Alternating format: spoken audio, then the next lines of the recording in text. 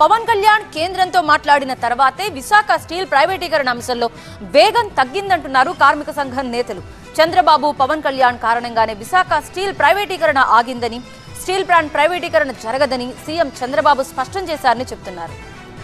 Deputy CM Pawan Kalyan కలిశారు Vizag steel plant కార్మికులు. Steel plant ప్రైవేటీకరణపై ప్రధానంగా చర్చించారు. స్టీల్ ప్లాంట్ ను సేల్ లో విలీనం చేయాలంటూ 1333 రోజులుగా దీక్ష చేస్తున్నట్టు పవన్ కు తెలిపారు కార్మిక సంఘాల నేతలు. కార్మికుల పక్షాన నిలబడి న్యాయం చేయాల్సిందిగా కోరారు. పవన్ కేంద్రంతో మాట్లాడినప్పటి నుంచే ప్రైవేటీకరణ అంశం వేగం తగ్గిందన్నారు. చంద్రబాబు పవన్ కారణంగానే విశాఖ స్టీల్ ప్లాంట్ ప్రైవేటీకరణ ఆగిందని, స్టీల్ ప్లాంట్ ప్రైవేటీకరణ జరగదని సీఎం చంద్రబాబు స్పష్టంగా చెప్పారని కార్మిక సంఘం నేతలు గుర్తు చేశారు. దీనిపై పవన్ కళ్యాణ్ కు తాము ధన్యవాదాలు తెలిపేందుకు వచ్చామన్నారు. విశాఖ స్టీల్ ప్లాంట్ ప్రైవేటీకరణ ఆగుతుందని, ఆ క్రెడిట్ కూడా పవన్ కళ్యాణ్ కే దక్కుతుందని తెలిపారు. 26,000 ఎకరాలు ఇచ్చి 32 మంది ప్రాణత్యాగాలు చేసినటువంటి పరిశ్రమ ఇది.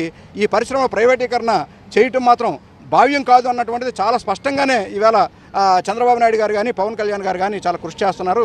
గత ప్రభుత్వం స్టీల్ ప్లాంట్ ను తొలగించి అక్కడ రాజధాని నిర్మాణం చేపట్టే ఆలోచన చేసిందని ఆరోపించారు. దీనివల్లే ఇప్పుడు ఆ పరిస్థితి వచ్చిందన్నారు. స్టీల్ ప్లాంట్ నిర్వాసితుల్లో ఇంకా కొందరికి ఉద్యోగాలు ఇవ్వాల్సి ఉందని, వారికి కూడా వెంటనే ఉద్యోగాలు కల్పించాలని కోరారు. మరోవైపు ఇటు స్టీల్ ప్లాంట్ విలీనంపై ఆందోళన కొనసాగుతూనే ఉన్నాయి.